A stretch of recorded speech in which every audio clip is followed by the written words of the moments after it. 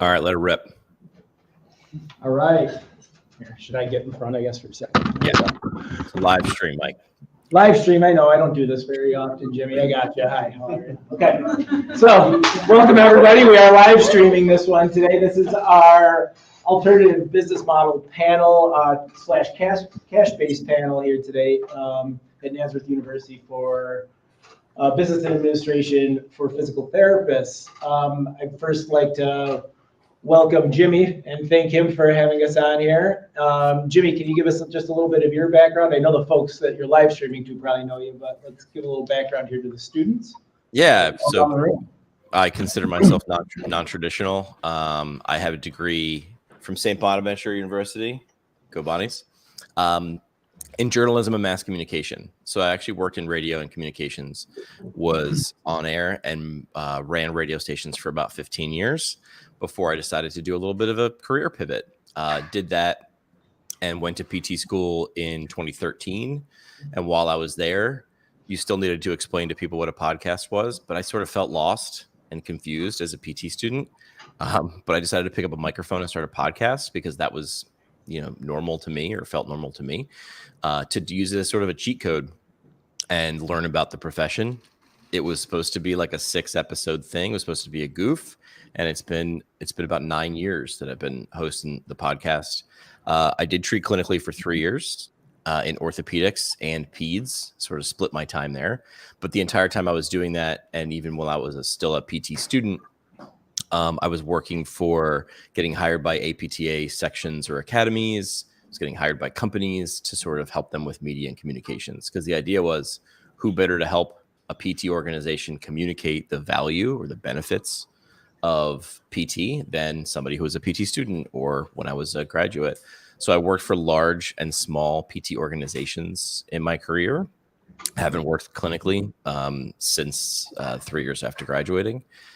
Right now I work sort of a myriad. I work for APTA Orthopedics, which is one of the largest components of the APTA.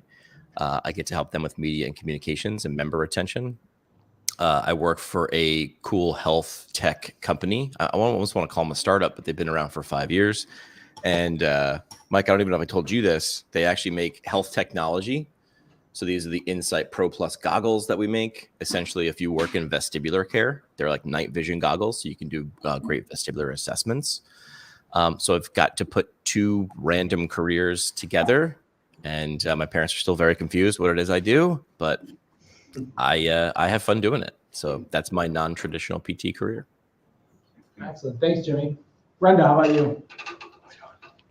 So I graduated from PT school from Ithaca College. That's actually where I met Dr. Houston. We go way back. And I spent time kind of traveling through different types of orthopedic settings. I was attached to a hospital for a while in a spine clinic. That was my first job. And I started managing that clinic and it was part of a regional kind of PT conglomerate. So I was managing that clinic and then moved back home to near New York City to get married. And I was in an orthopedic clinic there that was attached to a busy gym in Manhattan. And both of those experiences gave me a lot of experience, but also the want and the desire to do more with my clients. And in both of those experiences, I started to I think people kind of picked up on that on me. And so I started to take some private clients on the side, which was approved by people that needed to approve it. But I started to do some after-hour care the way that I wanted to do it. So that was kind of where my passion for owning my own business and doing things my own way began. And then we moved up to just a standalone private sports therapy clinic in Connecticut. And that is when I started having my own babies and realizing the gap in care. So my business kind of comes out of my story. So I realized the gap in care that was given to new moms, especially active new moms who weren't having difficulties but needed to get back into life and running and all the things. And so I started She Thrives PT in 2017 here in Charlotte, North Carolina. We moved here. to raise our family. And I came down here from New York City area, and I had space, and I didn't know what to do with space. And so we converted it to a clinic. So I treat out of my home, and I am a private pay cash PT.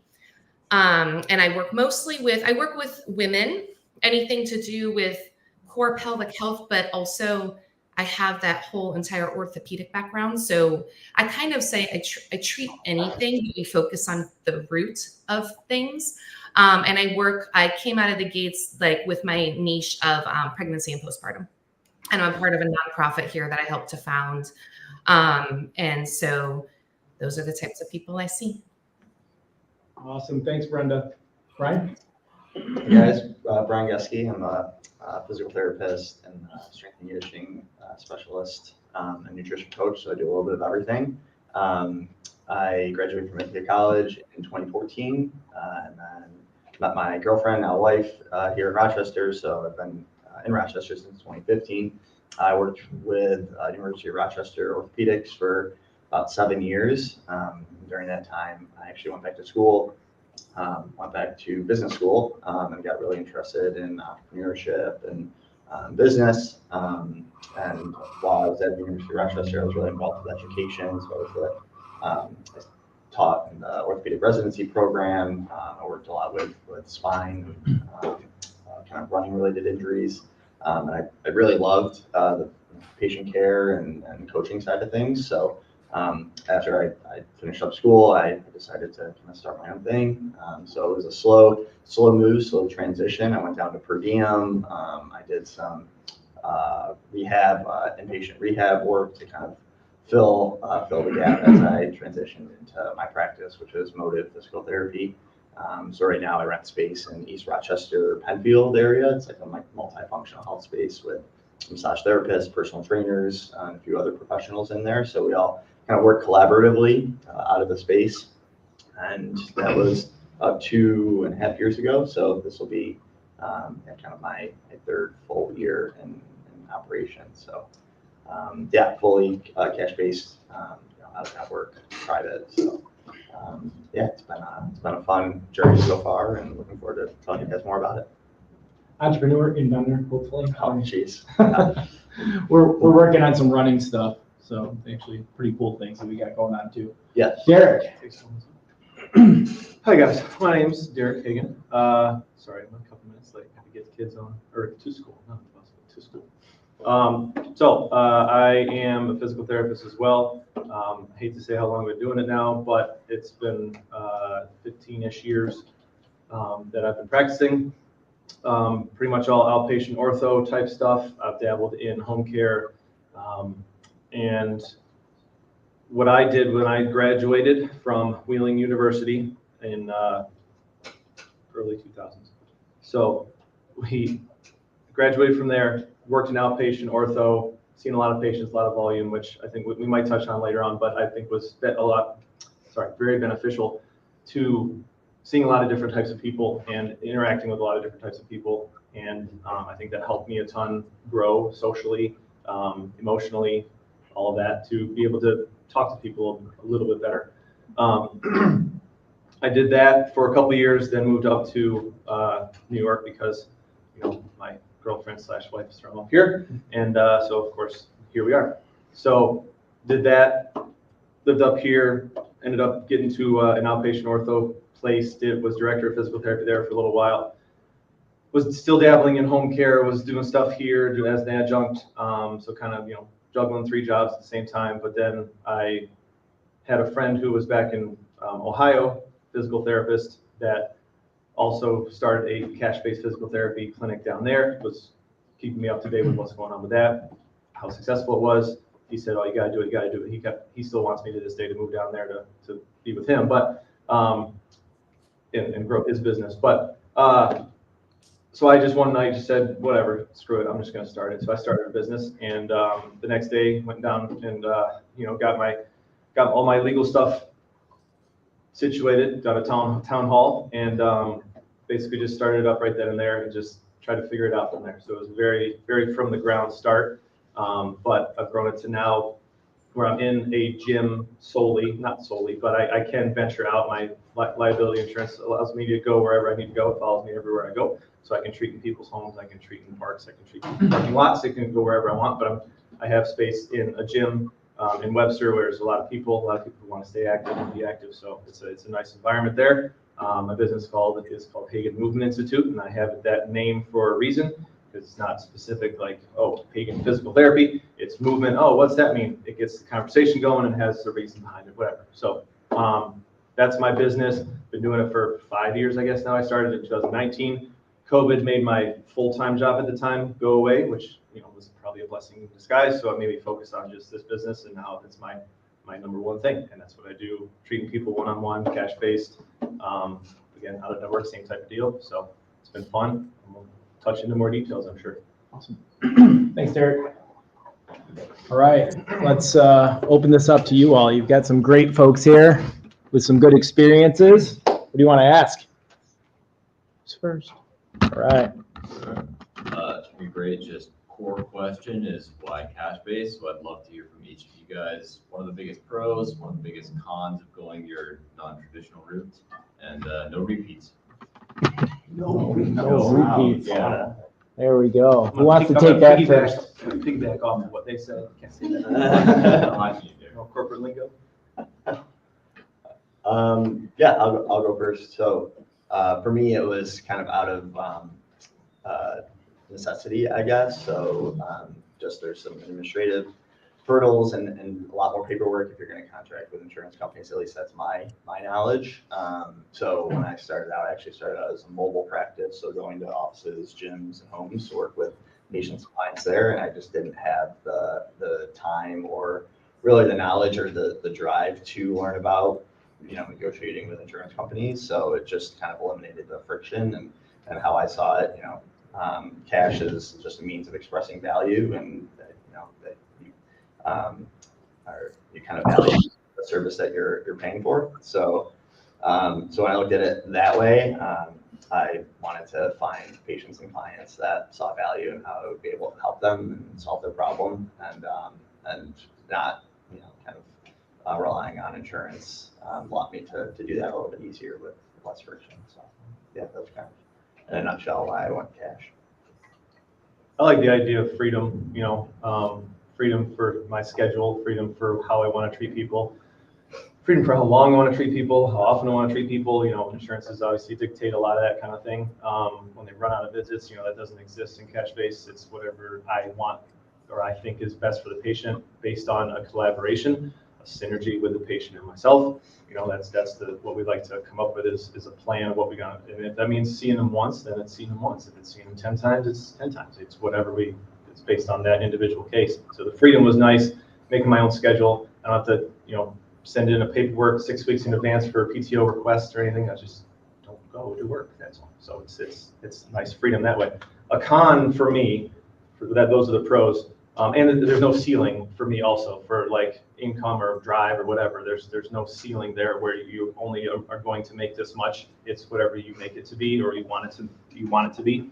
A con for me is the salesmanship part of it in my mind, in my just social aspect. I don't like being a salesperson.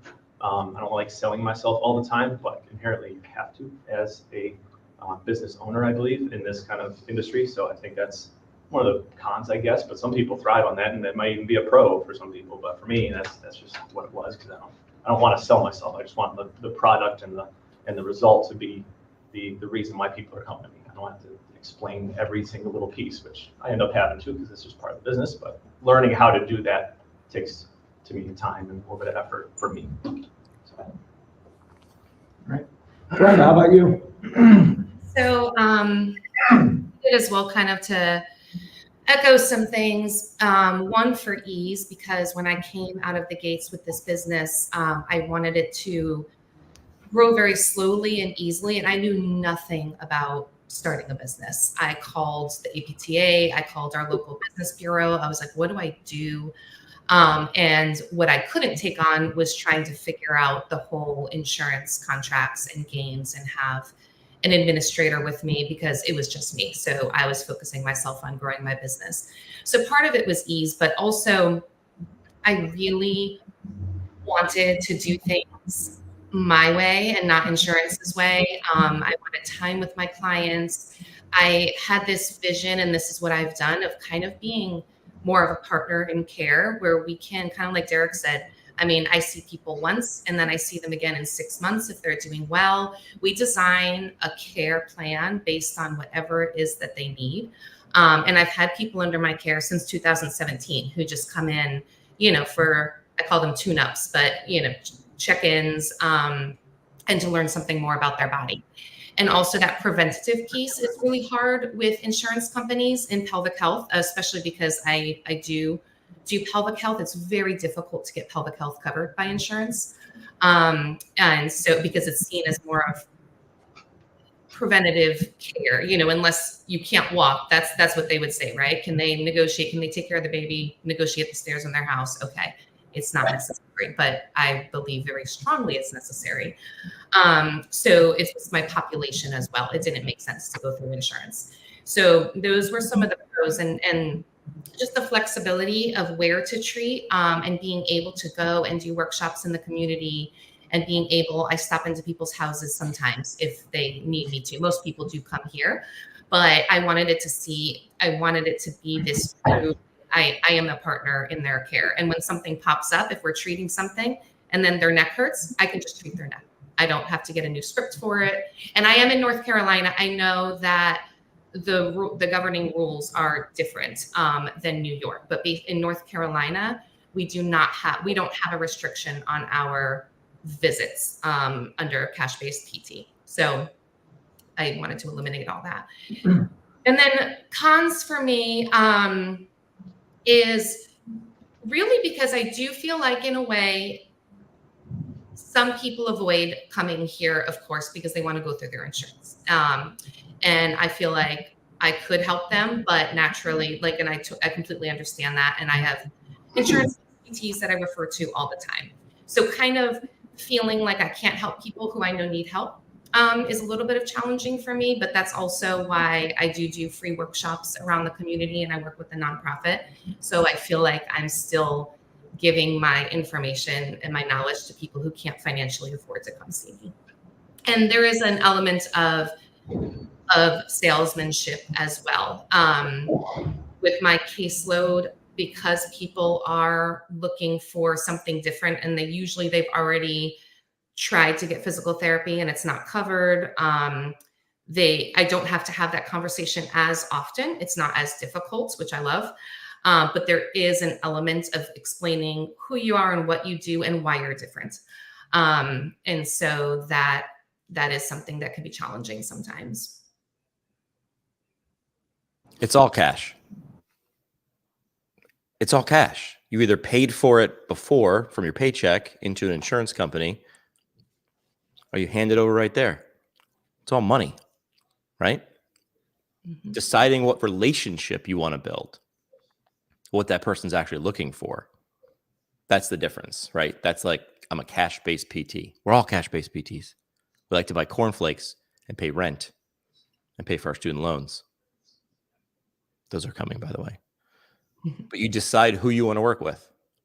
That's the first step in an advertising campaign, and it should be the first step, in my opinion, in opening a business or a practice, is what relationship? What am I selling? It's a great business writer named Seth Godin. He says people don't buy products or services. They buy relationships, stories, and magic. That's what they want to buy. If someone says, I don't like selling, not to knock anybody, right? I don't like selling. No one does.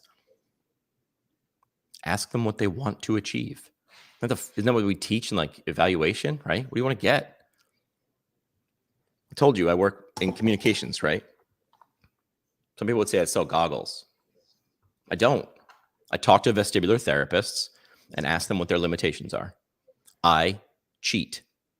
I make everything about them. That sounds a lot like PT, doesn't it? Right? When you make the conversation about them, you don't have to sell anything. You're deciding. Actually, you're leading them to the end of the diving board. Is this the right place for you or not? Because people will ask 3 questions. You're asking these questions right now as you sit in class. You're asking these questions while you're swiping on Instagram, walking down the street, watching TV, or scrolling. What does this do? How might it make my life better? And then if I like the answers to those two, if they fit, what do I need to do to get it? I either run it through my insurance or I hand you money. Let's be honest, I swipe a card. But you're asking, is this worth that?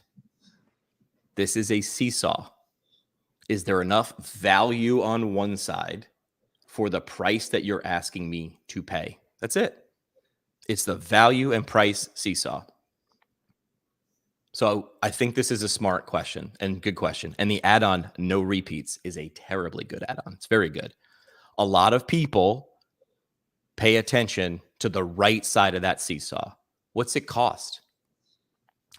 I would tell you, if you want to win and do well and do whatever you want, like a lot of these people on the screen, focus on the left side. There's a business that focuses only on the left side, right? And that's Amazon. I'm going to venture that 100% of the people in that room have Amazon, right? Have no idea what they pay for it every year because all they do is focus on the left side of that. They overload on value, so you never question the price. What if you could do in your practice? I think you can. All right. Next question.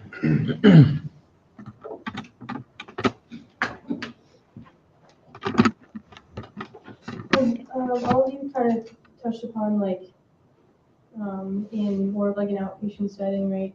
You get like referrals, or a lot of patients get like a list of these are the PT facilities like in the area, like kind of go through it and maybe what does your insurance like cover, but how are you all getting people like in your door? Derek, you want to take that one first? Okay. How are we getting people in the door?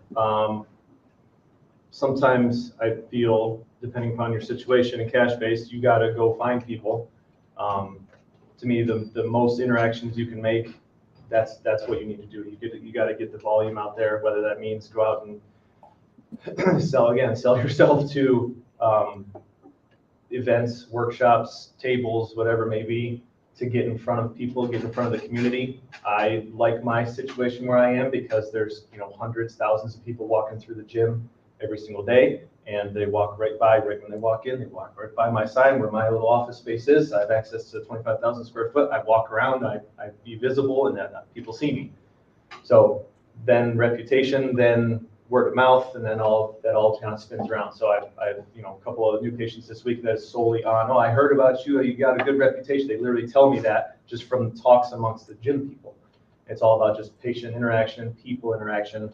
I haven't recently gone out and sought after physicians or surgeons or anything like that. I think there's value in that to some degree. I think you can. There's a way to still do that. But even those are tough sells because they still want to do the insurance base. They already paid for insurance, so we should go with insurance. It's like, but that's not true. It's the quality is what the quality is. So it's all about what they value, like Jimmy said. So I think to get people in the door, it's all about volume of patient and people interaction. Just getting out there and talking to people, as many people as you can, to increase your odds. I think that's the biggest thing. That's why I liked getting out of school, kind of just being thrown into a high volume environment, seeing a lot of patients all the time for 2 years straight, just nonstop basically. And that was great. So I learned a lot of different diagnoses, which is fun to me. I like doing everything head to toe, and different types of personalities, cultures, all that stuff, so that any conversation I get thrown into, I'm fine, I'm good to go. Just keep talking. So. Brian, you want to take it since we got the camera on you? Yeah. So I think a big piece of it, or what's worked well for me, is going to the places where kind of the patient and clients that I want to see are. So for me, that looked like going to local races and kind of setting up a table and having conversations, or just being present there and having conversations. That looked like going to gyms. That looked like doing different talks, different businesses locally on like health, wellness, and almost like workshops. So kind of going to where your target market, if you will, are, and doing the things that they want to do and perhaps are limited in the things that they want to do. So I think word of mouth, especially starting out, can be really powerful when maybe you don't have access to being in front of a lot of people, like Derek was saying.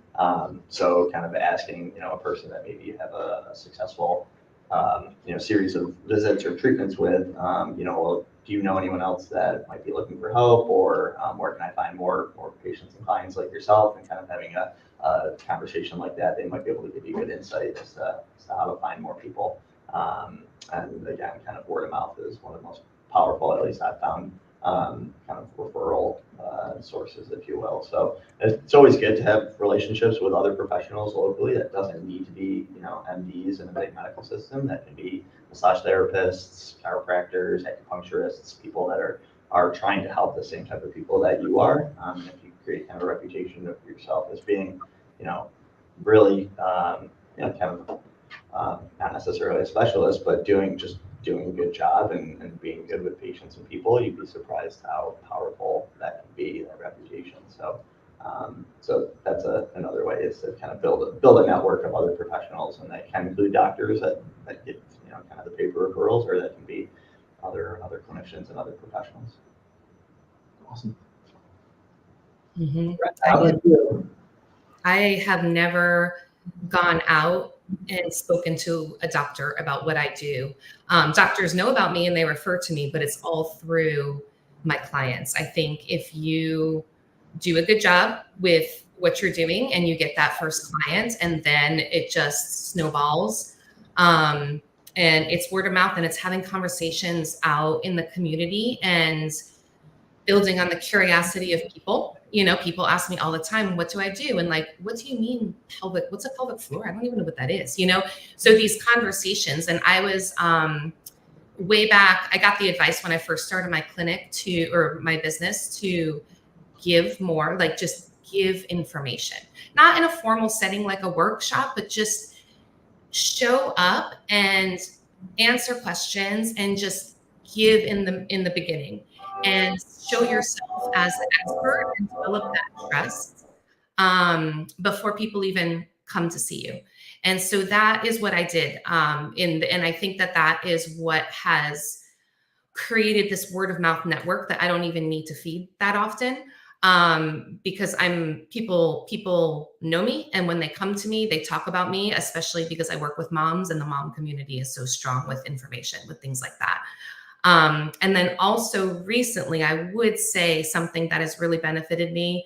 I'm very technology resistant. I know we use it all the time, but I don't feel like I have a lot of time for it. But I hired somebody to help me with my website and help me with my SEO, and I'm writing more blogs. So a lot of people are coming to me right now through Google, and I love it because they come in and they say, hey, I always say, how did you find me? What do you know about my practice? And the people who say, oh, I just Googled you and you're the only pelvic PT in Charlotte. And I'm like, oh, no, I'm not. But yay, my website's doing an awesome job communicating what I do.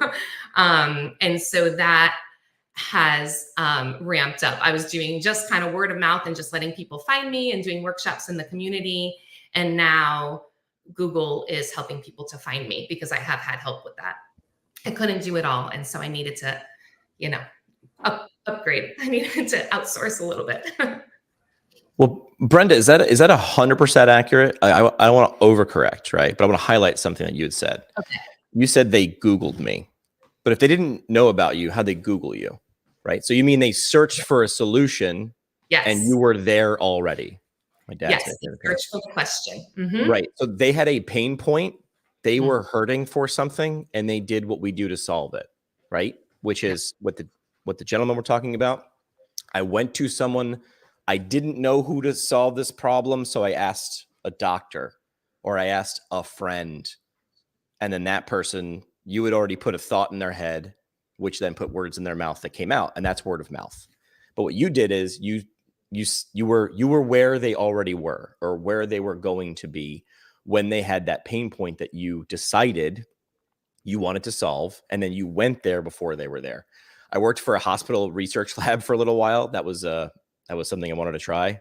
I do not belong in research, but I got to work with a research organization to get funding for research and then to get participants. Research teams need both of those things. And their previous way of getting both of those things, well, I should say more of the participants, was putting up flyers on the walls of the hospital. And I said, how effective is that to getting participants in your research study? And they say, not very effective. I said, because the people that you need to talk to are not in the hospital. They're out of the hospital. So what Brenda did, I want to highlight that, is she was digitally, and you even said, I think, I don't really, the online thing, not my thing, but a little bit of work, and you were able to actually leverage that, and you were where they were. Mm-hmm. Yeah. So it's giving information. I like to write blogs. And so I just needed to connect my blogs to the SEO, like what questions are, how do people find those things, right? What questions are they asking? But that goes back to the advice that I was given that I love. It's just like, give information. People don't know what they're looking for. And the more you can just talk and give, then they will realize that there might be a solution out there. It's hard at first, I imagine, because guys, you talked about this too, in terms of, having to sell, right? You don't have to sell if you're communicating and you're giving value. Probably hard to do when you're at zero, right? As a lot of the students are probably like, hey man, if I graduate, I'm at zero tomorrow. What do I do? And I know this from working with practice owners or companies. There's an impulse to just flail and do everything and try this and try that. How did you resist that in the beginning of your practice? To do everything, to just do, you can't do everything, right? But how did you resist that? I don't know. I don't know if I resisted it well, personally. I feel like I tried to do everything and then realizing that that doesn't work and kind of coming back to center and like just getting back into, let me just do a really good job with the person in front of me. And because that's what I'm good at. That's why I'm doing what I'm doing. And that is what makes me the expert, is just that person in front of me, not all this. I have news. That's sales. That's sales. Asking someone what their problem is, and then hang on a second. This is where like the magic comes in. Being quiet long enough for them to tell you. That's sales. It's all under communications. Most of the time when I give presentations or people want to hire me, the very first slide, I think I have 3 slides, is 2 tin cans and a string. That's what you're doing. You're connecting to someone else and deciding this person is not a good fit, right? I might get them in the clinic and get an evaluation done. 3 days from now, they're not going to be a good patient. Good. Don't build that relationship. Not like that. So, Jimmy, let's give you this question too. So how have you built your following and the folks that you work with? Yeah, I'll give, right? My favorite day in 3rd grade was show and tell. More for show. Tell's fun, right? Show. There's no such thing as tell business. It's show business. And I have news for you. This is a hill I will die on. As a physical therapist, an accountant, a house painter, a plumber, you're in show business, especially today. So how can you show someone that you are the best possible solution for that particular problem? There are 100 different ways, and they're all mediums: pictures, videos, sounds, words. That's media.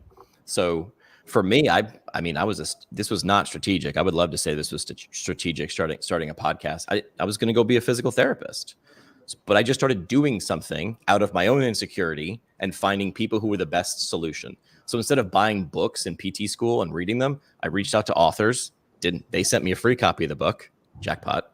And number 2, I knew I learned more by talking than I did by reading anyway. So I had unfettered access to experts for 45 minutes.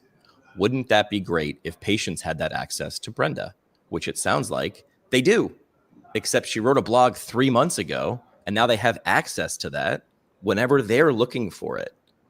So it's show versus tell. And how can you show value before you ever walk in the room? And the quickest way to do that is, and I'm biased because I work in media, is creating digital copies of yourself, like this live stream. So my answer to that is understand what business you're actually in. And getting someone's attention is showing them that you are a fantastic solution to their problem. All right. What's next? Next topic. Keep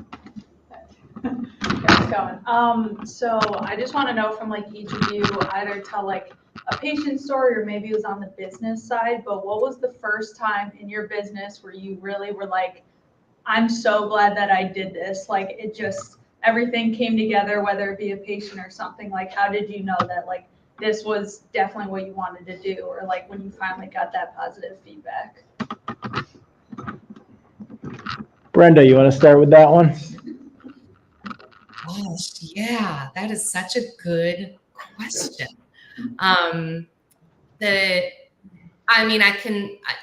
I can honestly say it was my first patient, but that's not the story I'm going to tell. But she still is under my care today. And I felt so happy when she found me and she came in the door. She was my first patient ever. She scared the crap out of me because she had something going on, a surgery that I had never seen before. And it was also, actually, I'm going to tell this story because that was also my moment of like, what am I doing? Like, why am I'm here by myself with this person and I've never seen this going on before. Like, okay, we've got this, but it validated everything I've wanted to do because I helped her, not even knowing what she had, abdominal surgery. So, and it was done very poorly. So, but I helped her and that was what I wanted to do. And she's still under my care today. However many years later this is, 8 years later almost. And she just comes about once a year now, again, just because we've developed this really good relationship and she trusts me with her body. And so she comes in and she says, I feel great, but can you just like look through everything and look at my balance and see what's going on when I'm lifting weights and all this kind of stuff. So anyway, so she was my first, oh crap moment. And also my first, like, this is why I'm doing this moment, because I got to the other side of it and not won her over, but realized that I'm good at this and I want to do this forever. And then the story that I was going to tell before I started that one was another person who really validated what I want to do is someone who had been through, she's actually an older client. She did not just have a baby, but she had been through the ringer of healthcare and she had been struggling with debilitating back pain for years. And she's very active and she had teenage kids at home. She's always running around. And she found me actually she was my first person to find me on Google. And she just came in and she was like, I don't know if you can help me, but I've tried everything. And so she was, again, somebody in my practice that I was like, yes, this is why I do it. This is why I'm here. You know, she, like, the insurance world failed her. She'd been in and out of PT, doctors, and everything. And so she is a great one as well. Awesome. Brian? Yeah, I think so I'll preface this by saying there probably isn't a week that goes by that I don't, question whether or not this is the right path. Like, would it be easier on the other side or kind of working for someone else? I think that's just kind of comes with, being an entrepreneur and owning your own business. I think that's pretty normal, based on the conversations that I've had. But that being said, I do think this definitely was the right choice for me, and I do love it and enjoy it. And I think honestly, it was the first time that I was like paid, like somebody wrote me a check to like work with them, and that was about 2.5 years ago now. So yeah, I mean, I did what I thought to be a thorough assessment, understood their problem, talked about how I was going to be able to help them, what their plan of care would look like, and we bought in, and that was pretty cool. So yeah, I remember that vividly, and it is a little bit of if you guys do kind of start your own practices and go off and do your own thing, it is a little bit of a drug, right? It's like kind of a hit of like, this person trusts me. There's this trust relationship. And then after you kind of establish that trust, there's loyalty and advocacy that follows.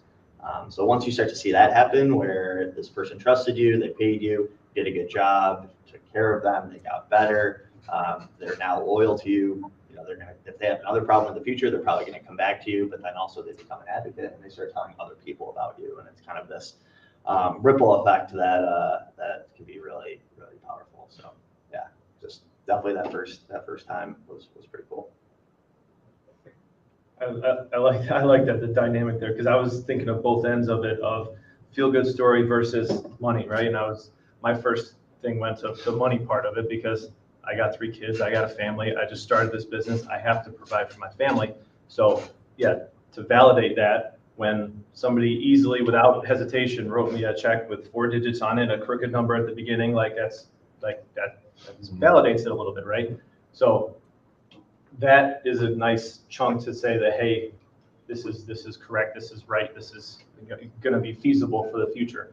The feel good stuff, I think, happens kind of throughout, no matter what, hopefully, I should say, throughout your career, wherever you are. Because I remember lots of those kinds of situations when I was doing insurance-based, because you care. Hopefully we get into this industry mostly to help people. So I remember all these situations where you're getting these people up and running again and haven't walked stairs in 20 years, and now you got them box jumping and stuff or whatever.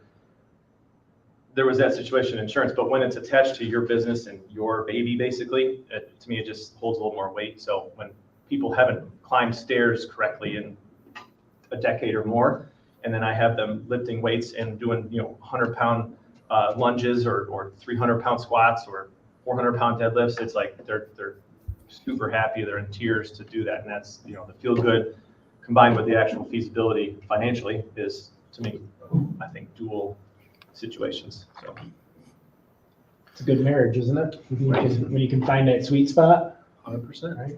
Yeah. Jimmy, how about you? Yeah. Are these third years that are in the class? Yes, they are. Yeah. So mine came when I was a third year. So I went to Marymount University as a PT student, and we, in our third year, we get to go on a service trip. This was to Costa Rica. The problem was, as I was getting closer and closer to graduation, all my classmates were getting more and more confident about where they were going to practice, what setting, who were they going to work with. Like, they were getting very, very certain. And the more certain they got, the more uncertain I got. Like, the closer we got to graduation, I was starting to panic.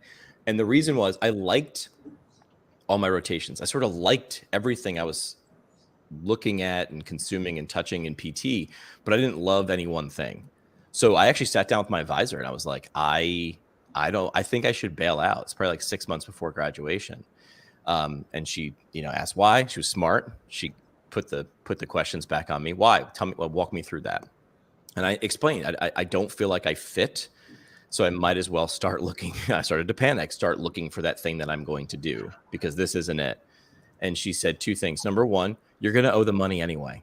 Like, you're 98% of the way through. You might as well finish, get the degree, which is practical. So she grounded me with that statement. And the second one was, she leaned into my fear. You're probably right.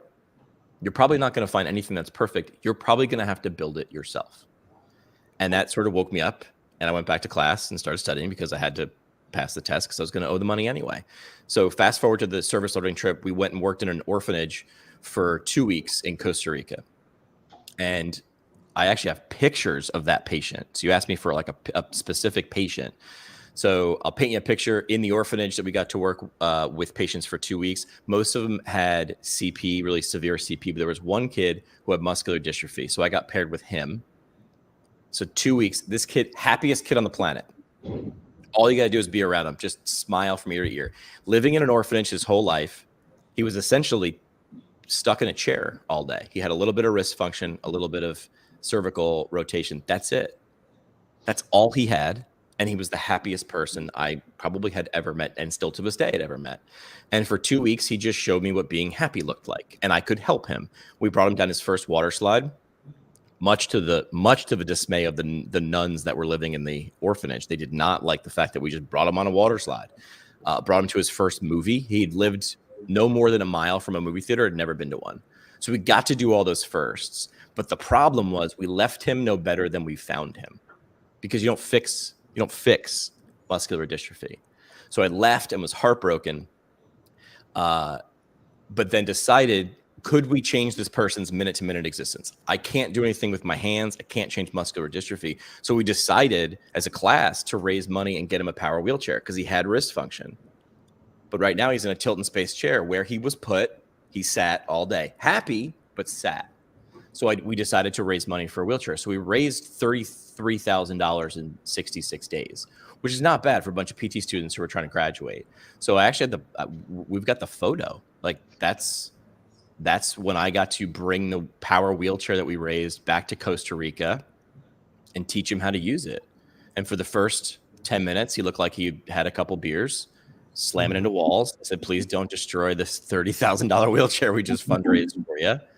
And about 15 minutes later, he piloted himself down a path through a door frame and sat himself at the head of the table for lunch. And that's when I realized that you can use different skills in different ways to solve problems. And my professor, again, who had convinced me not to quit, said hundreds of PT students had been to that orphanage over the last 10 years from several schools. He'd been there most of his life. Lots of smart people had seen him. You saw him differently. And that's not to pat myself in the back. What that's to say is, what do you see in someone in front of you that you could help them in a way that they might have never been helped before? So he taught me the biggest lesson. I thought I was there to teach them stuff. Here I am, the PT student coming to Costa. I'm going to teach you all everything. He taught me that I can take my skills in different places. Is it non-traditional? Yes. Is that scary? Absolutely. Every single day. And I've been doing it for a while. But it's out there. And if you work, which I'm very sorry, you're still going to have to work at this. Still work involved. You can find it. You can make a living. And even better, you can be fulfilled. Awesome. So again, we've kind of heard this marriage between finding what we want to do, right, and making it feasible. And sometimes you have to kind of blaze your own path, right? And we're kind of hearing that. And Jimmy in the past has said his favorite diagram is a Venn diagram, right? So that's what you're looking for. You want to find that sweet spot. It may not happen right away. Every person here that has spoken has talked about how they worked in different places before they got to where they are now and kind of found their sweet spot, right? But you have to build those skills and figure out exactly what you want. You don't always know what you want when you come out. Did any of you see yourselves in the position you are in now when you got out of PT school? No. I honestly, I feel like I was so naive back then. Because it was, 4 decades ago. It was at its infancy, I think, with cash-based. I didn't even know it existed until probably 5 to 8 years into my career. I didn't know it existed. I was just so blinded by everything. I probably wasn't seeking out the information either. But I didn't. During PT school, they asked, what's your 5-10-year plan? It wasn't really to own my own business because I knew it was a lot, I thought it was a lot to manage, and I didn't think it was worth my time to do all that. I didn't think it was feasible, all that, but definitely didn't see this for sure. I can tell you the same for me. If you told me I was going to be teaching, first of all, my professors would have laughed at you. Brenda would have laughed at you. Brenda would have laughed at you. Brendan remembers me. I would have never thought I would be here. My whole thing was I was going to open a private practice, which I did. And I was going to run that for the rest of my life, which I didn't. I did it for 15 years. Yeah. That was plenty. That was plenty for me. So where are we going next? Let me do one more question and maybe take a little break.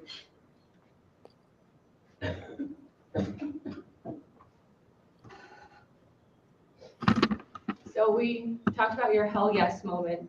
What was like the biggest challenge, a setback, a hurdle you had to get over creating your own business?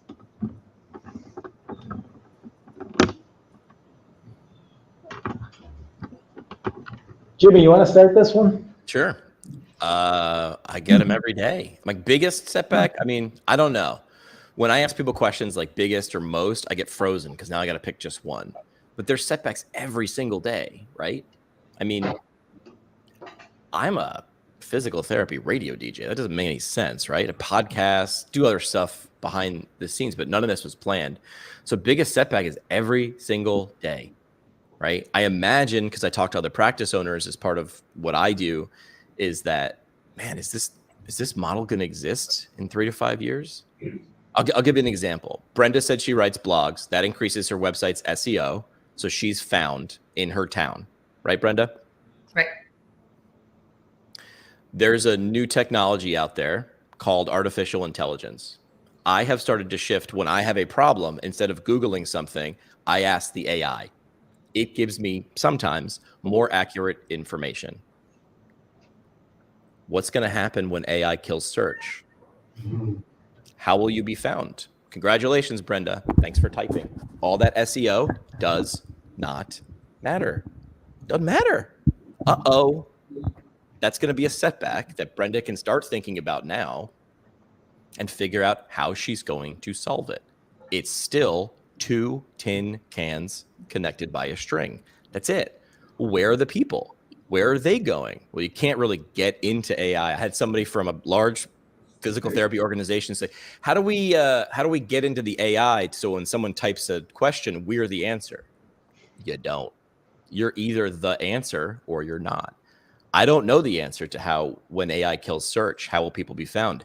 It's something that makes me curious. 5 years ago, it would have made me scared. Now it says, you know what? I'm in the same storm as everybody else. We'll figure it out because we just have to find where the people are so we can ask them what problems they have and then show, not tell, how we're the best solution for that. So to me, my biggest setbacks are every single day because I'm making this up as we go along. But I hear from a lot of people in business, we're all all this is made up, guys. Society's made up. It's all made up. I know it's scary, but once you hug that and lean into it, I think that's when you actually get freedom. Is that a good way of not answering the question? I like it. It's a good answer. I think just as I think most of us here are kind of like solopreneurs, like doing everything ourselves. I think there's just a lot to juggle and you have to wear a lot of different hats. So, I mean, obviously, like you're focusing on the patient care and you're doing a good job there because that's arguably what matters most. But then marketing, networking, doing your books at the end of the month, like making sure things are okay with your bank account, making sure like your consent forms are like up to par in terms of how they're worded. So it's just a lot. But I think if you're kind of a really structured, live by your calendar, you don't need to live by your calendar, but live by your calendar type of person, you kind of just get used to it and you adapt. So I'd say that's a challenge. And then the other is just during kind of slow times. It's like, how do we stay positive? How do we, what do I need to do to kind of remedy this? Talk about in business. I'm sure you guys talk about like leads. Like leads are people that potentially will be seeking out your service. Well, how do I get more leads? Like how do I get more people asking for help?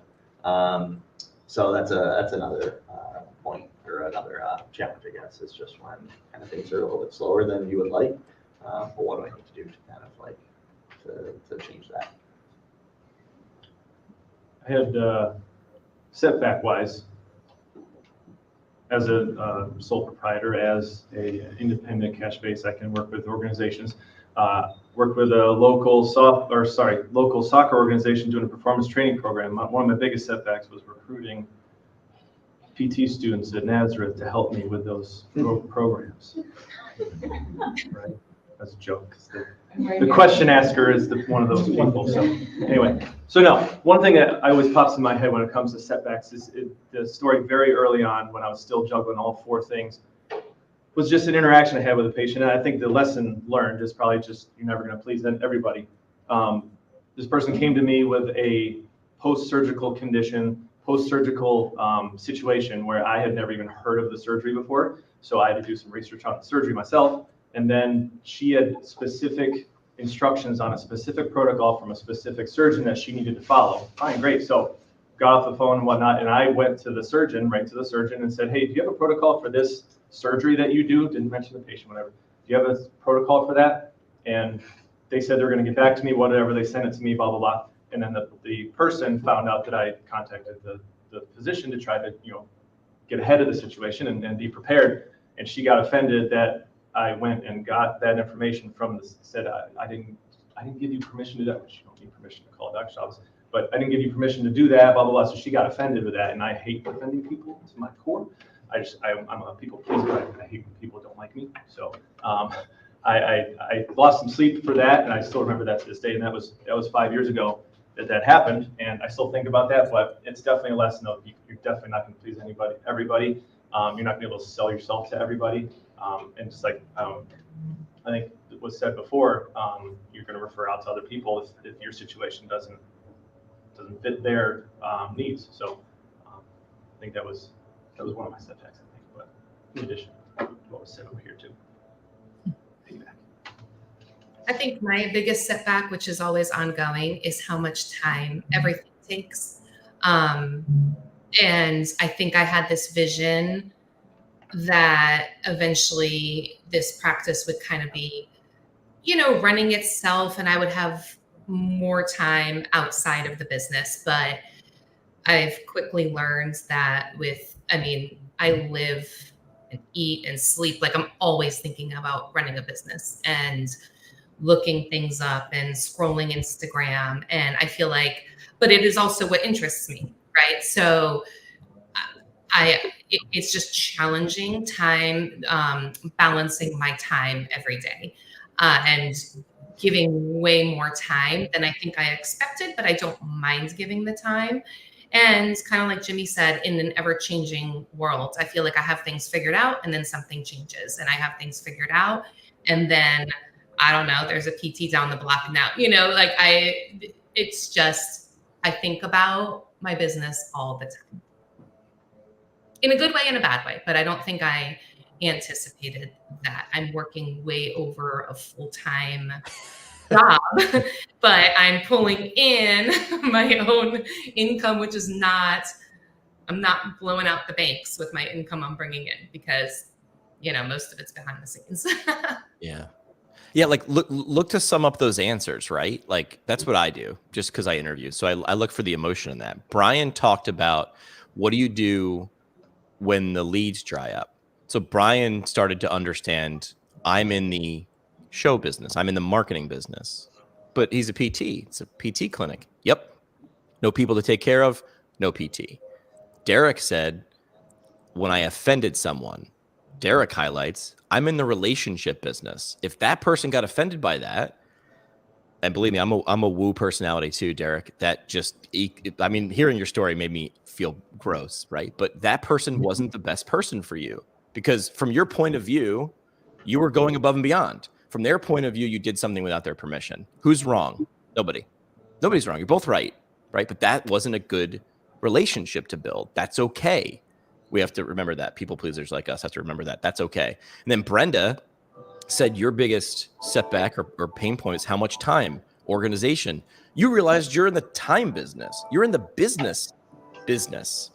So someone much smarter than me said a PT clinic is in the recruiting business, the real estate business, the marketing business, and the business. And PT. That's in there, right? That is how you deliver what you deliver, right? That's the delivery mechanism. PT is how you give that. What you deliver, what you have to do is organization, relationships, and attention. And I think the people who figure that out faster succeed faster. And it looks by accident. It looks like luck, but it's not. It's not luck. All right. So we're going to do 5 minutes. Is that good? So people need to get up, move around a little bit. Great conversation so far. So let's come back at like 9:35. We'll go for a little while longer. Thank you.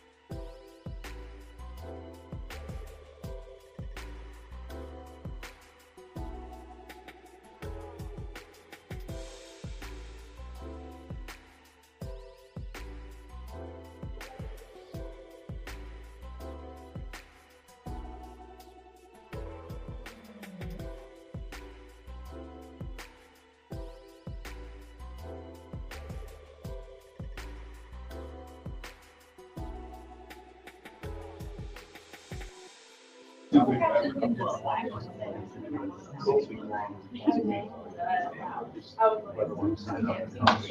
right. Welcome back. We got a nice little break, so ready to move on to our next question here.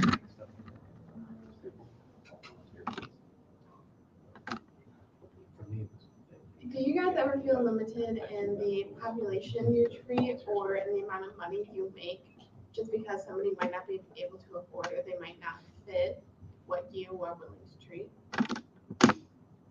I was rude and was talking. Can you say The the first half? Do you ever feel limited in the population you treat because you only really stick with like a certain niche, or do you feel limited in the amount of money you're able to make because somebody might not be able to afford what you want them to pay? Yeah, that's a good question. So in terms of niche, I started out kind of like general population, just being trained in orthopedics, felt like I could help anyone and everyone.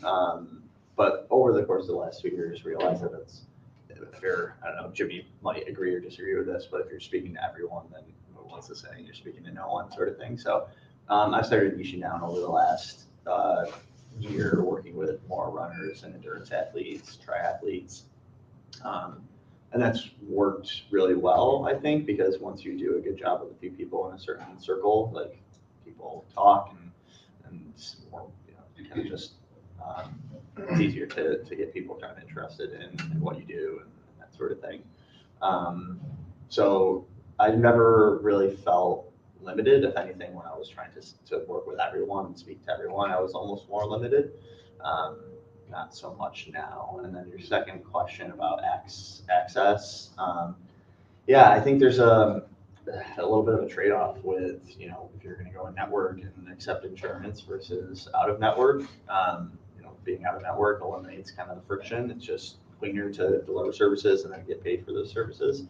But the trade-off is that you limit access. So the way I looked at it is, in order to kind of financially do what I wanted to do and kind of do what I'm doing now, I would need to see, however many more patients being in network just based on, how I'm reimbursed. So to me, that other situation looked like just doing the kind of being back in a, busy outpatient practice. So yeah, I guess there's always that trade-off of access, but that's the cash-based thing worked a little better for me. I think you're getting into the heart of what we have to discuss with patients with cash-based physical therapy in the first place. Like, oh, I can't afford this, type of deal. And what do we have to say to that? And it's how much would it cost to stay in the situation that you're currently in? That's kind of what we're trying to tell patients as well. So,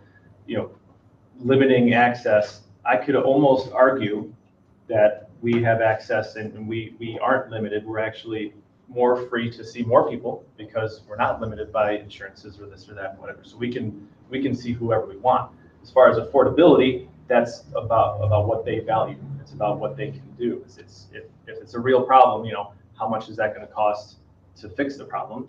How much is it going to cost to stay in the problem that you have? That's kind of the way that you sell that kind of stuff as well. Yeah, I mean, that's in an indirect way, you're getting into the heart of what we have to, explain to people is, oh, I already paid for insurance. Why am I doing it? It's like, yeah, there's some people you're not going to be able to get off that train, but if you sell it the right way, we're adding a value, we're adding access, we're adding more access to me than outpatient clinics will, because I have this right here that since I've been here today, I have texted a patient already. I'm sorry if that's rude, but I've texted patients here. They text me back. It's just that's more access as well. So it's all about value. It's all about what they're looking for when it comes to the care that they're coming to us for. I'd like to unpack kind of what their previous experience was with PT too, just to kind of show how maybe how I'm going to help them with their problem would be different. So it kind of serves as a little bit of a differentiator. And unfortunately, most patients, when you ask that question, will say, I was one of like 2 or 3 other patients there at any given time. My PT was like kind of juggling and running around, and that's not to put down kind of like the network system, because we need those systems to help people that can't afford other types of services. And also there's the benefit of, as a clinician, being on that side, you do get a ton of repetitions, like Derek was saying, you see patterns and you learn a ton. So there's definitely value in being part of a practice like that coming out of school, a lot of value. But yeah, kind of just, it's one way that I like to kind of differentiate my service too, is like, okay, well, what was it like? And did it help? And what things helped, what didn't help, that sort of thing.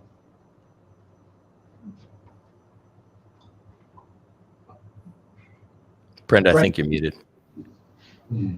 It's all right. We've all been there. Oh, yeah. Okay. There you go. I feel like in terms of, I don't feel limited by what people can afford, because kind of like we've been saying the whole time, you are selling the value of it, and people buy things, you know, in my world, people go out and buy like get your body back after baby programs all the time online. And so the money, it's just kind of like getting them to realize where they are putting their money. And again, we've said it again and again, but selling the solution. So in a lot of times going out of network, I have found that because of the time spent and because of the partnership between sessions and things, you know, and again, that value, that word we keep using, it actually turns out to be sometimes less money than what you've paid into your insurance and copays and seeing a PT 3 times a week, and getting maybe 10 minutes of time, which is not their fault. I worked in wonderful insurance-based clinics, but you're moving, you're seeing a lot of people. Or you pay out of pocket and you get your hour and a half, whatever it is, kind of get to the root of the problems and have a plan of action between sessions. So I feel like people in my practice kind of see those two sides of the scale pretty quickly. And also in terms of affordability, I mentioned it before, but I do personally, you get creative with it. I do sell group workshops and things like that, and birth prep workshops that are more, if people can't come to see me privately, then they come to a workshop, right? To still get my help out there and the information out there. And then in terms of the niching down, what I learned is that that's actually very beneficial, because as we're all, it sounds like we were all kind of orthopedic based PTs, sports PTs. And so you know the whole body, you can treat anything. However, if you go out and say like, I can treat anything, it's hard to find your people that you can help. But then when I niched down, I realized very quickly how much that actually gave me a more variety of clients, which is weird to say, but like I call myself, and you'll see on my website, I mean, I am a pregnancy, perinatal, postpartum PT, but I treat men, and I treat the person coming after this is 85, you know? And so niching down actually helped people to find me, and realize who I am, because I'm really just selling me, you know, in my relationship with them. So that actually helped me to grow into a bigger variety of client population. I like when someone else says my answers to things. I like that, Brenda, which is like you sell relationships. So do you feel limited by population or what they can afford? Is this person someone you want to work with, right? That's a who question, not a how question, as in how much does it cost or how will they pay for it? Is this someone you want to work for? If you worked for a clinic, which means someone else is your boss, and you want to give this person a different solution, a scaled down solution, right, that costs less but still has value, you have to ask your boss, and they have to agree to it. And that boss decides. If you are your own boss, you decide. You can make that decision, right? So you're deciding that this is someone I would like to work with. This fills my cup, right? This is why I started this practice. You can give them a different solution. If you serve enough people, you can decide to charge someone nothing. You can decide part of my business will be pro bono. I will seek those people out that I think deserve my help or need my help, and I will charge them nothing because they can't afford it, but I want to give it to them. You have that freedom as a business owner, as long as you understand your numbers and you can figure out what services are you actually providing, what business are you actually in, because if you sell widgets, A widget costs X, and it's going to cost X to everybody. It doesn't have to. Can you sell a different solution? I forget who it was, but one of the guys commented before, like understanding that different things cost different things. If I can get you better in one visit for $300, is that actually better and more beneficial to you than someone who's charging you a copay for 6 weeks? That maths. So you decide. But that is communication. Help me I liked how he said it too, which is help me understand what this cost for you to stay in this problem would be. I couldn't work. I'd be okay. I am now in the getting you back to work business. Let me see how I can do that. But if you own your own business, you decide. You decide. And I'll give the analogy. I think I gave it last time. It's hips and shoulders. If you want a really, really stable career with a little bit of mobility, you want a hip, super stable joint, some mobility, super stable though. But you don't get to decide. That's safe and stable. Or if you want to own your own business and be able to make these decisions, that's a shoulder. Lots of flexibility, lots of range of motion. Some stability, but it's on you. So decide what business you're in, because if you're on your own business, you can make these decisions and you can do these things. All right. Next question.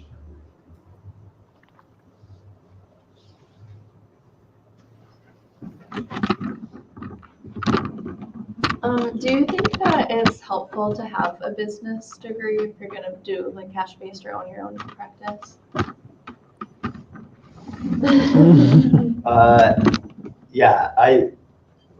That's a great question. Would I recommend it's for everyone? No, definitely not. But I definitely got value out of it. And what I mean by that is I just was exposed to different conversations, different models of thinking, different ways to think about it, as Jimmy was talking about before, just like how the world works and why society and culture the way it is, just like kind of opens your mind, just like any education and any degree is going to do.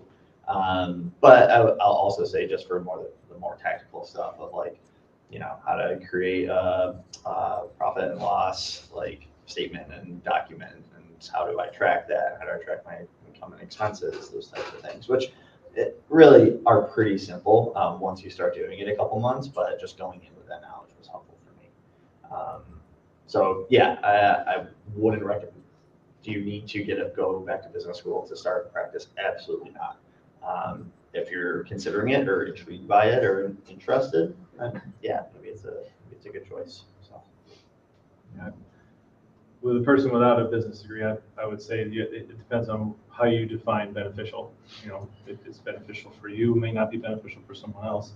You get out what you put in. So if you go to business school and you are passionate about it, you like it, you absorb everything, then you probably got something out of it. But if you go into it and it's not even what you want to be doing, and it's redundant, or it's easily accessible somewhere else without having to pay all the money, whatever, then maybe not. So it's all individual, I think. So it largely depends on how you define beneficial, financially, emotionally, time-wise, time management, all that stuff. So, do you think that you were able to like figure out everything you needed to like own your own business, like without having like classes on it? I mean, I know you were able to. Like, how were you able to do that? Yeah, I mean, I think information is very accessible these days. It's a matter of how to interpret all that information and then apply it to your own life and your own situation. It's one of the struggles in life in America, in this world, is there's so much information out there. How do you know what's true? How do you know what's beneficial? And I think I've learned it over the 15 years and 5 years of doing my own thing. Life and physical therapy, it's all a little bit about trial and error. It's try this out, see what works, and if it works, go more towards that path, and then foster that. Grass isn't always greener where somewhere else is grass. It's greener where you water it appropriately. So. Mm-hmm. Yeah, so there were points in starting this that I wish I had more knowledge about running a business. But I do not have a business degree. I realized that going through PT school, that's one thing that I learned really nothing about. But I digested so much information in the beginning. There's a lot of access to PTs who have done this before. I even bought paperwork for a cash-based PT from another PT. So it takes a lot of searching and sifting, for sure. Like Derek said, there's just so much out there and you have to figure out what works best for you.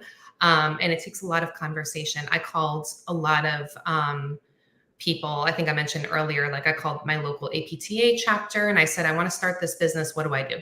And then she referred me to the business bureau. I said, I want to start this business. What do I do?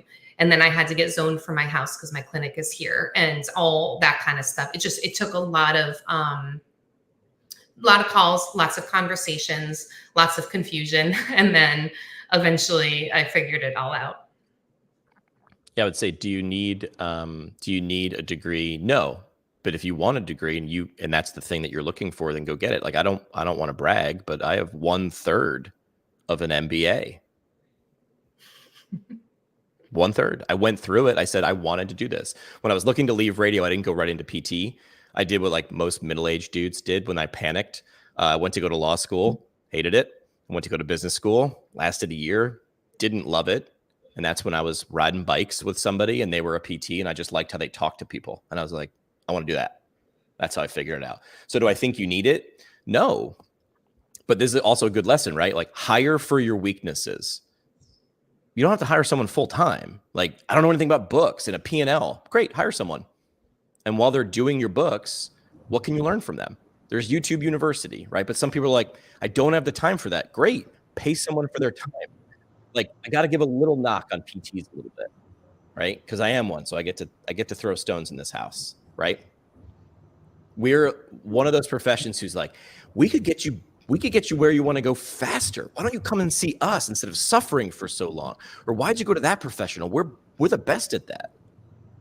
And then we'll try to build our own website, set up our own accounting, do our P&L, figure out how to hire, figure out how to rent space, and never hire another professional. It doesn't work both ways. You don't get to say one, why didn't you hire us to help you get from where you are to where you want to go faster, and then not do the same thing. Right? So do you need a business degree? No. Do you want a business degree and you think it would get you more information faster and you are willing, the juice is worth the squeeze, right? What I'm going to put in, time, effort, money, sweat, blood, tears, and what will I get out of that? So my answer is the very, very physical therapy answer. It depends. I will say that we talk about resources that are out there. I learned as much as I could from anybody I could, including patients. I had patients that own businesses. I had patients that were financial advisors. I would get as much information out of them as I possibly could. The doctors who I worked with ran great businesses. I would sit down and talk to them about business more than I would talk to them about that healthcare stuff. So, any place you can absorb information from is a great way to do it. Again, one reason why we have this course here is so that you can learn from some of these people. And I told you before, so you can learn from all my mistakes that I made. Yeah. PTs too, like you're talking about like financial advisors as patients, like people on the most part will at least begin to give you their time, right? Especially other PTs. Like we have the Peace Corps gene, and I can say it because I am one. But a lot of PT owners will just say, I'll sit down with you. Let's just get you started. Great. Take them up on that.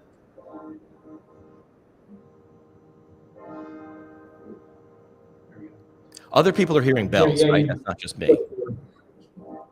Yeah. Yeah, that's us. It's the bus here or the bells here at Nazareth. I can mute them, but It's just hey, Russ.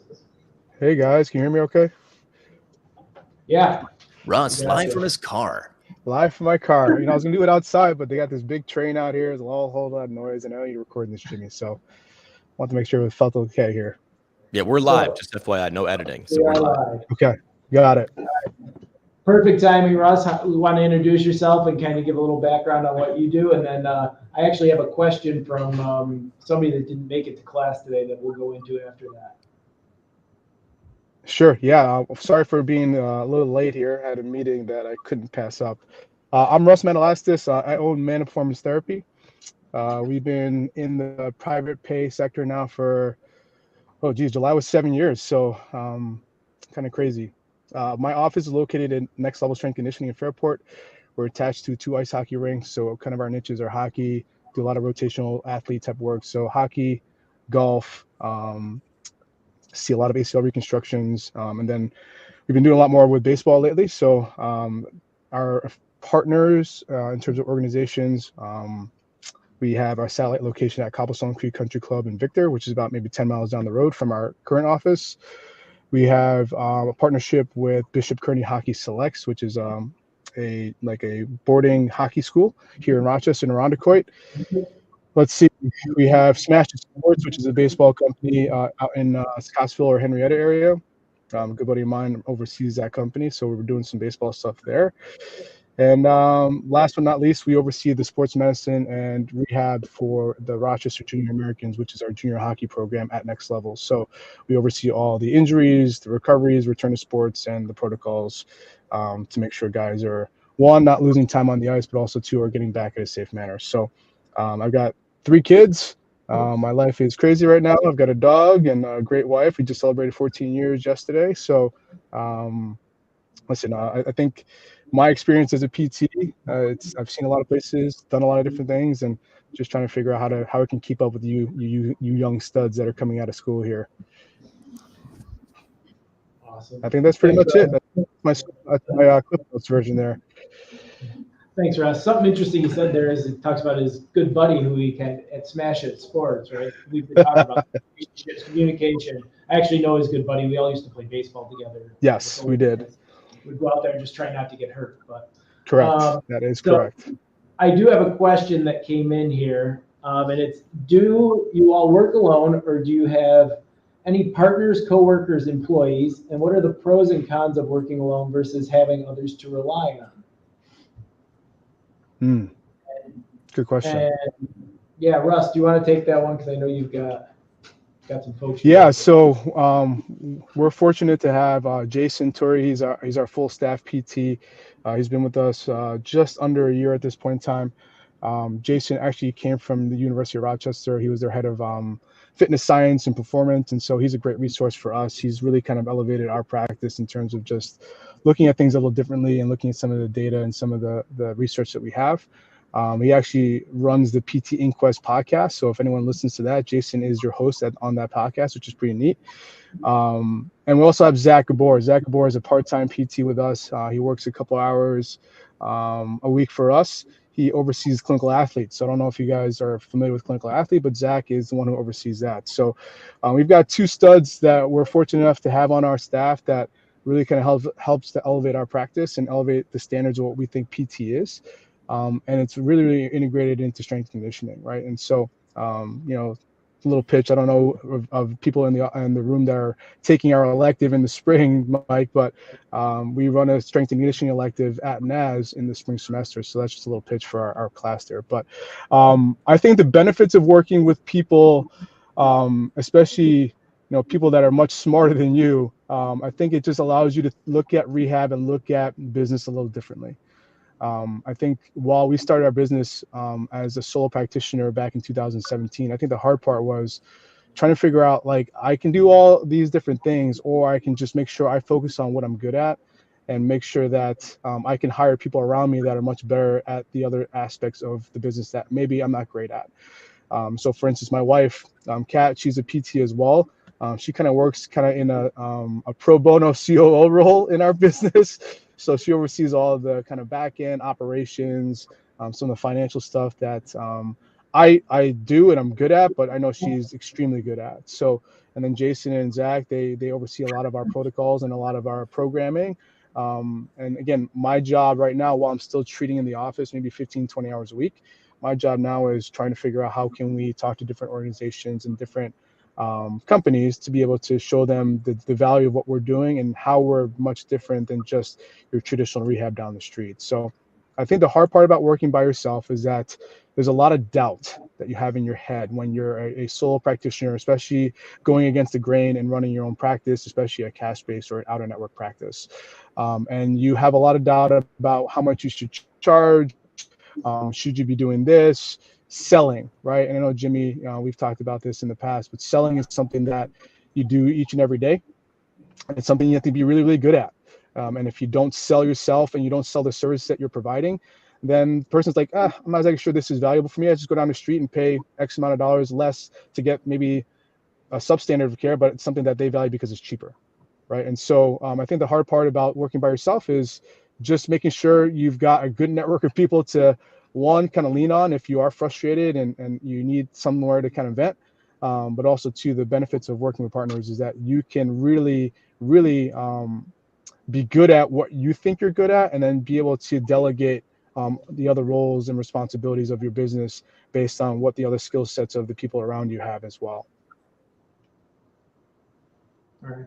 Brenda, you want to go next? Yeah, I can echo that with Russ because I am a sole practitioner. It's just me. Part of that is based on the confines of my current space. I just don't have capacity to take anybody on, but I'm trying to stay creative and open-minded to that and just see what the next steps are for me in that sense, because I miss people. I miss working and partnering with somebody and learning from them and getting new ideas that don't just come from my head. So, but the way that I combat that is I have strong collaborations in the community. So I do a lot of work with a nonprofit, with a lot of other professionals, and I have a strong networking source where I refer out and people refer to me. We do kind of collaborative workshops, and so that does help me because I am very people driven. So that is one of the challenges of just being me here at home. The positive about it is that it is me here at home, and I have 3 young kids. And so it's very organic and easy to balance my time between when I have a client here and when I have to run up and throw laundry in between clients, So for me, this works right now. And that's why I designed it this way. And it was my goal when I had babies. But I am kind of always looking for that creative next step to, again, be amongst people and hire out. Oh, and I didn't even say this, but I have over the years, when I got brave enough to and realizing I can't do it all, I've hired out a business coach, and I've hired out a branding manager. And so they work for me, but not in the sense of working under my roof. So that helps me a lot. And now you're actually working from home with your husband too. Yes. Whether My that's husband, a positive or a negative, but you are working from home with your husband. So. Yes. He's in the back, I'm in the front. And it's actually ironic how little we see each other during the day or hear each other. But yes, he is full-time work from home now. One of Dr. Houston's good friends. Yes.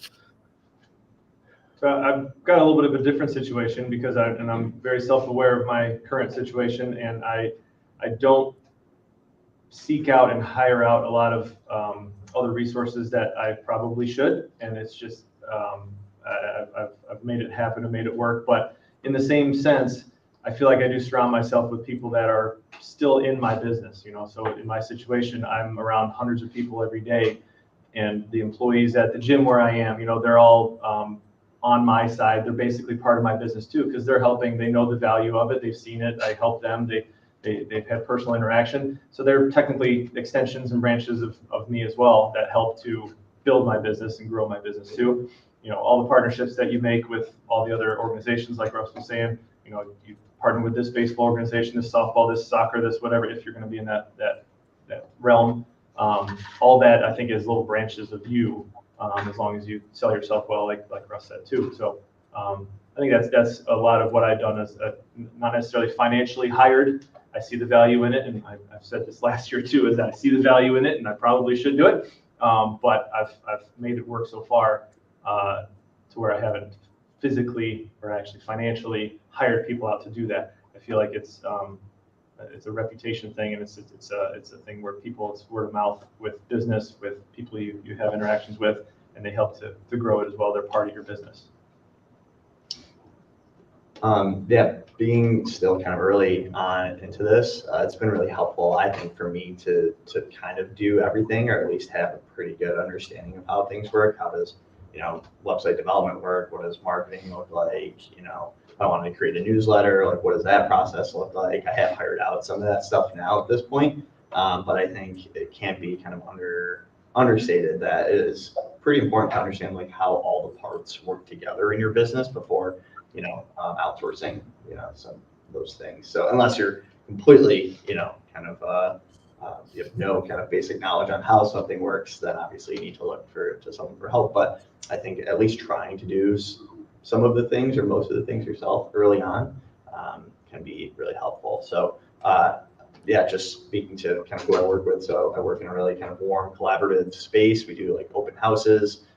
We share some clients and patients as needed in that multifunctional health space that I work out of.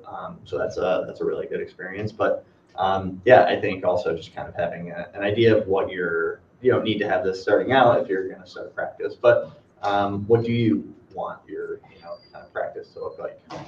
As Brenda used the term design, which I really like. Like you can design it any way you want. Like maybe you only want to treat 5 patients a week. Well, that's cool, but like know your numbers and how is this going to work? Like where's the cash coming from, right?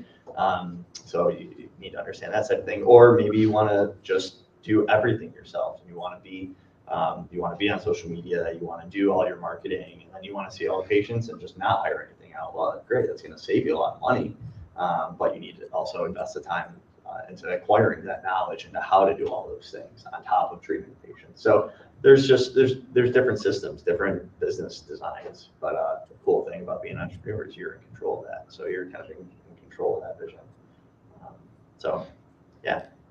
It's the worst because you have to do that thing in PT school that I avoided like the plague, which is a reflection. The worst. You have to like write stuff and reflect and think. Who's got time to think? I'm in PT school. I don't have time to think or learn. I just have to do things. But ironically, by doing that after PT school is when I got and learned the most, when I paused and just sort of reflected. I didn't do it necessarily formally, but I caught myself doing it informally. Where do I want to go? Where do I want to design? What's this going to look like in 6 months or 6 years? Or what could it look like? What you're deciding right now, you're going to bear. That's what you're going to bear the fruit of 6 months or 5 years from now. So be intentional about that. At the same time, being fluid, right? Bruce Lee, be like water. But what do they say? Don't never change the goal, just change the path. Hey, if there's something that's not working, great. Let's change that path, but not the goal. Good. I mean, you got into it for a reason. Don't change the goal. And that goal can be people. And not all of them have to be full-time hires, right? You don't need to make that sort of investment. You do need to make a different investment. Is it an informal relationship, right? I've got mentors that I call that I do not pay them, right? They're just people in my life that want to have that. There are people that I pay to do things like accounting. Not gonna. That's too expensive for me to mess up. I don't want to spend the time doing it. I hate it. And to me, it's too scary. There's too much possible downside if I put a wrong zero somewhere. Someone else digs that. Like that's why they went to school and that's why they get up. I can't fathom it. I don't understand it, but they like spreadsheets and numbers. Great, spreadsheet all day. So one of the best things I did, I had some people working on the podcast and other things with me. We took one of those like personality strengths finders. We did strengths finders. And the results that I got, like Derek, like you would have gotten woo. That's like one of the personality types, winning others over. Like I need you to like me. If you don't like me, I can't understand why I can't go to sleep at night, right? A lot of my strengths were not shocks to me. But when we started sharing them together, I realized that I was keeping organizational tasks, spreadsheet stuff from somebody else on my team.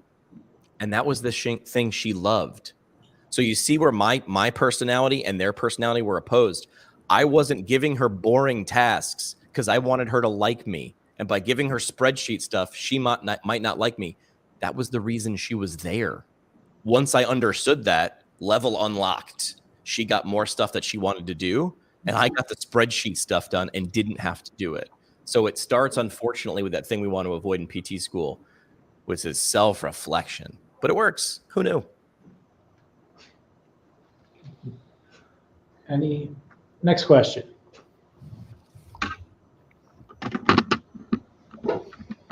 With burnout rates being so high in physical therapists, how do you sort of avoid that with owning your own business and like balance it, making sure you're not spreading yourself too thin? So avoiding burnout and not spreading yourself too thin while owning your own business. I feel like actually fairly easy to avoid burnout because you're in charge of whatever you want your business to be. If burnout is you're just seeing too many patients, if burnout is you're being told what to do too much, that's all in your control. So it depends on what the burnout is due to, and sometimes you got to find your path, trial and error, find your passion.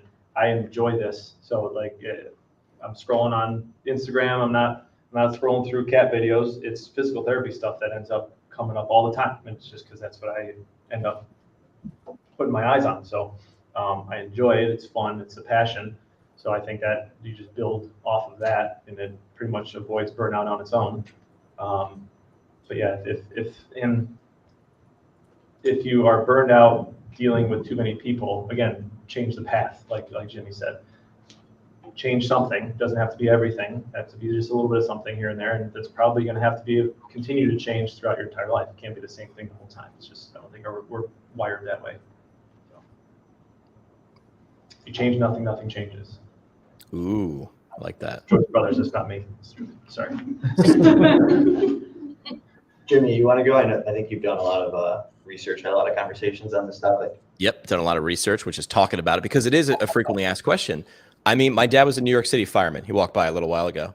Like, number one, where's the fire? Smells like, feels like burnout. Where's it coming from? That's the first thing a fireman needs to do. So what is the thing that is causing you, self-reflection, burnout? And then how do we go around that? How can I remove that from your everyday?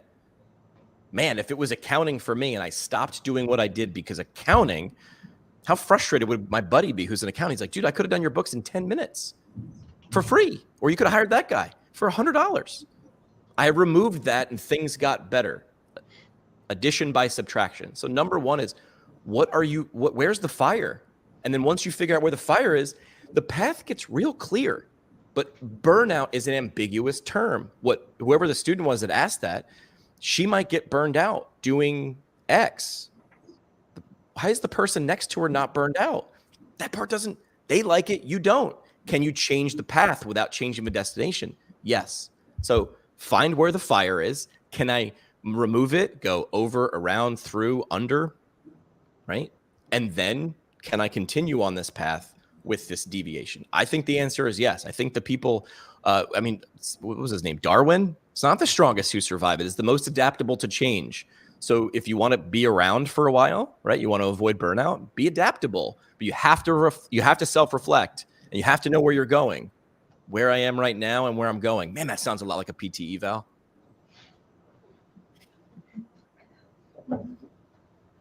Brenda, Russ?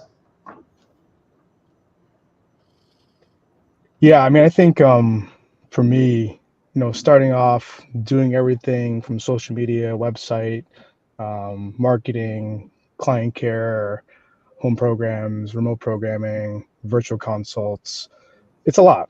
And I think for me, I'm very driven by trying to continue to kind of push our profession forward, but also to try and prove the doubters wrong.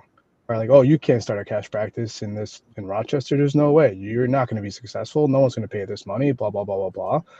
So I have a tendency to wear my emotion on my sleeve. And a lot of times when, if you're frustrated or maybe annoyed by situations, you don't want that to spill that into your personal life either, right? I think a lot of time, you talk about balance between personal and professional. I think, unfortunately, as an entrepreneur, as someone who owns a business, it's very, very hard to separate the two. And when you don't separate the two or can't do that, it can be very, very challenging to live the life that you, quote unquote, want to live, right? And so, while yes, we have the autonomy to do what we want to do and change the path and all that stuff, at the end of the day, like, the reason why I think a lot of us get into owning a business is because we're passionate about what we want to do and how we want to do it. But when we have barriers in our way, or if we have things that are not going the way we want, can we be able to adapt and not get frustrated and not need to have more leads come in, be present and be okay with the moments that we have. Because we all want more, right? We all want to see more people. We all want to make more money. We all want people to recognize what we do and how we do it. But sometimes still looking back and reflecting and saying, hey, this is pretty cool what I'm doing. being okay with that too is really, really important. And so I think, yeah, there have been moments where I've felt maybe quote unquote burnout-ish. But sometimes you just need to have a little bit more self-reflection to understand, hey, look where you are now compared to where you when you first started. Things have gotten better, right? Maybe not maybe not at the time that you wanted to, or maybe not, in an expedited manner, but things were better than when you first started, and that's important as well. So I think burnout is, yes, definitely controllable. You got to find the source of it. And once you find the source of it, sometimes you need to then be able to delegate something that you don't necessarily want to do to help that take it off your plate. If you can take it off your plate, it's going to alleviate a lot of stress that is then self-inflicted. Yeah. And that's the stuff that I think becomes really important, especially if you're starting out in a new business or starting out in a new venture or side hustle, whatever that looks like. Yeah, you want to do all the things. You want to just have it be a home run from the start. But if it's not, how then do you deal with that? And then how can you make sure that you've got, again, the people around you, whether it's business coaches, the right people around you to make it more palatable to be in the position that you're in. Yeah, I don't have anything new to add there because my burnout also comes from not client care, because that's what I love, and also it's always changing, and I design it. But all the extras, and it took me a while. I felt very burnt out by marketing and the social media aspect and those sort of things, because I feel like that is not necessarily my strength. And so once I found that branding manager and outsource it, that has been taken off my plate and it's working. And we joke all the time because she calls me, she's like, you need to do this. I'm like, you give me like goosebumps even thinking about doing that. And she's like, okay, I'll do it for you. Just get me a video. And so I send her a video and she does all the things. And so that learning that has helped me a lot with burnout, because it is a lot owning your own business. So I'm not afraid to do that anymore. All right. Parting shots. We'll start with the gentleman in class, then go to Brenda, then Russ, and we can wrap it up. So parting shots. What would you want to leave with everybody as we sort of wrap up here? Derek, why don't we start with you? Okay. 3 quick things. I like Jimmy, I like quotes and whatnot, so I have a couple on my wall in my office.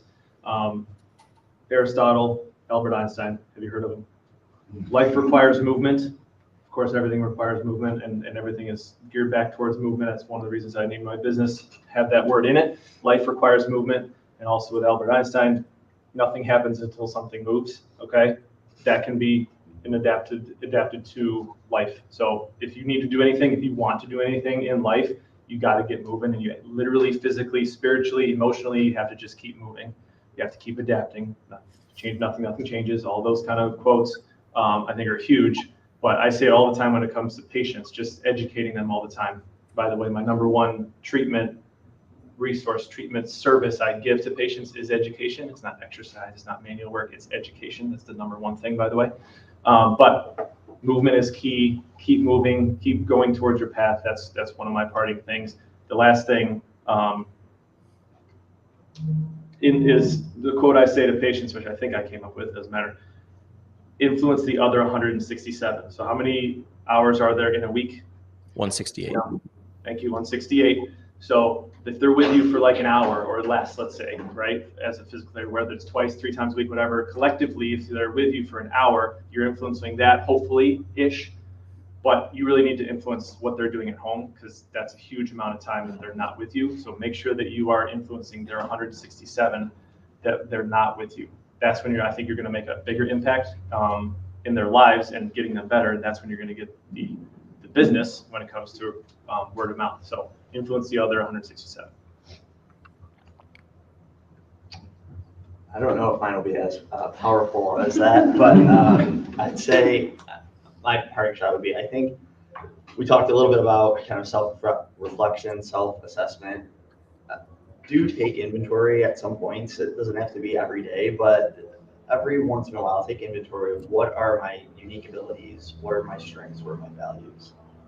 You each are different in those 3 things, right? You each value different things, you each have different strengths, you each can do something a little bit different than someone else. So if you're thinking about starting a practice, just as an example, because that's why we're here, I love working with golfers. Okay, awesome. I love working with golfers too, but what are your unique abilities? What are your strengths? What do you value about that? That's going to be different for me, and that's your differentiator. So take inventory of that, and if you can align those things with your path and what you want to do, you're going to be happy. And well, happiness is kind of a loaded phrase, but or term, but you will decrease that risk of burnout. Kind of going back to that conversation. So I think the weed whacker's cutting me off. Yeah, think about your abilities, think about your strengths, think about your values, and see if you can find something, a passion or a path that aligns those things.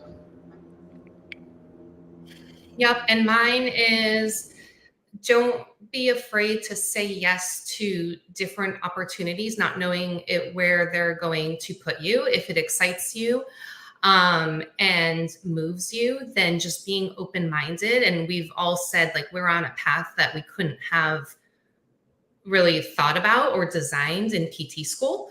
So don't be afraid to really think about and decide what you want to do with your degree. And nothing is an answer too. If you go and like totally do something else, that's an answer too. But just kind of going through it and saying yes to whatever you feels right for you, because there's so many opportunities within this profession. And obviously I do love this profession, that you can be so creative. You don't have to get stuck in a box or be afraid to get out of that box.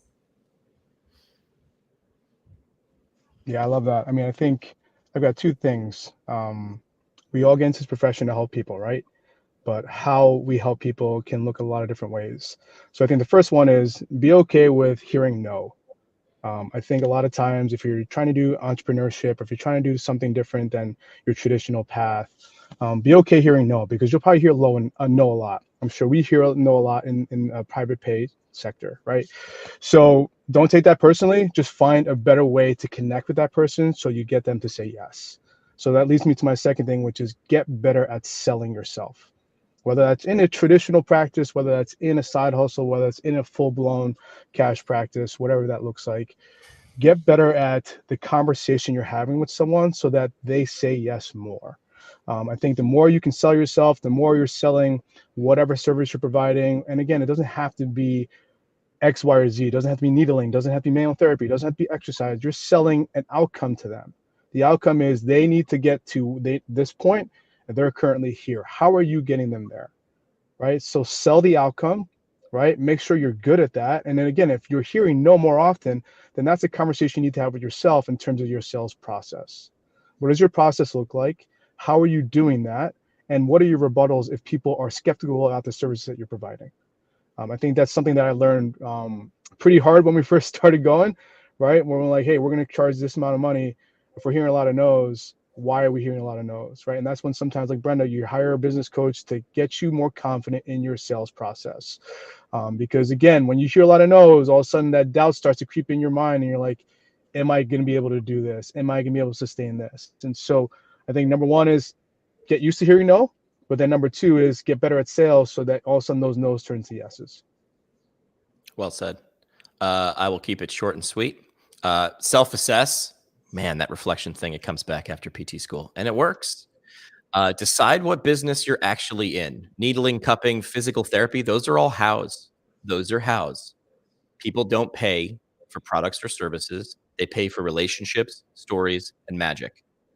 They want to be the hero of their story. Luke wasn't there for the lightsaber. He was there to become a Jedi. It was the journey, right? So pay attention to that. You're Yoda in that scenario. And always change the path, not the destination.